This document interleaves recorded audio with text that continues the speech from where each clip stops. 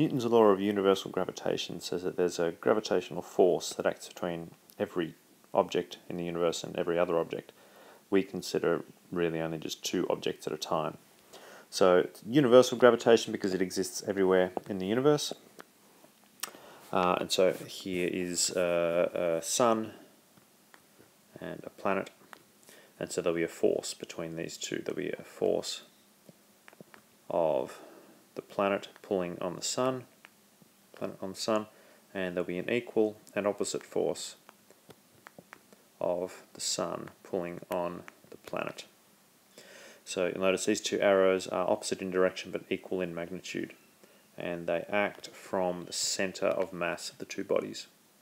So it may not be immediately obvious to you because we normally experience planets being pulled by the sun, but in fact the sun is also being pulled by the planet.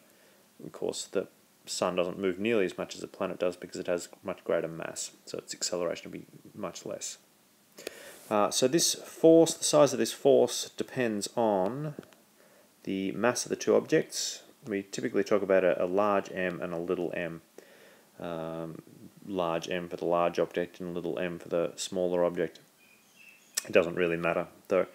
They should be in kilograms, multiplied together, and it's inversely proportional to the square of the radius. So the radius squared, where the radius is the distance between the two centers of mass. So this will be the radius here, r. That's the distance between that. It's the radius of the orbit. Think about this. This planet moves in a circular orbit. It'll be the radius of that, not the altitude. The altitude is the distance between the surfaces, so be careful of that. And then, so it's proportional to the masses and inversely proportional to the square of the radius, and then we need to include this gravitational constant g, and g has been derived by a lot of different experiments and found to be 6.67 by 10 to the negative 11, and that's the same everywhere in the universe. Just thinking for a moment about how the force changes as the mass changes. Here are two objects, a red one and a blue one, and so there'll be a force of attraction between them, a gravitational force, and so there'll be a force when the mass is equal to m. There'll be some force F of the blue ball on the red ball, but then if we double that mass, we make it 2m. So this blue object now has twice the mass as it did before. It should be fairly easy to see that that force will now be doubled as well. That'll be 2F. So the force of the blue ball on the red ball is now doubled because the mass of that blue ball has doubled. Now we want to consider how the force will change when the radius changes, when the distance, the separation between the objects changes. So here are two objects separated by a radius of 1 unit. So r is equal to 1.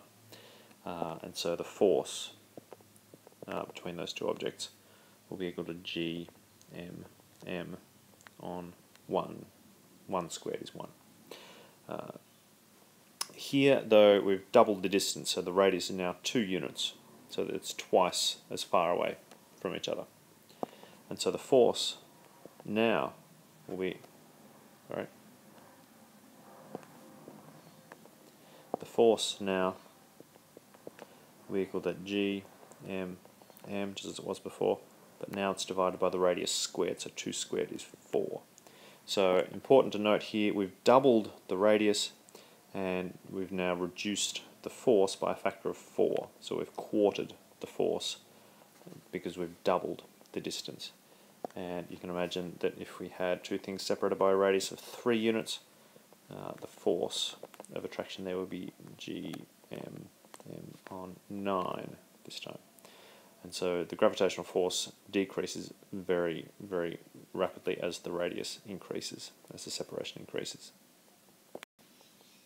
So it's easy to imagine if you were asked to graph gravitational force against mass, like you are here, you would have a straight line graph that as mass increases, the force increases in a linear sort of way. You double the mass, you double the force. You quadruple the mass, you quadruple the force.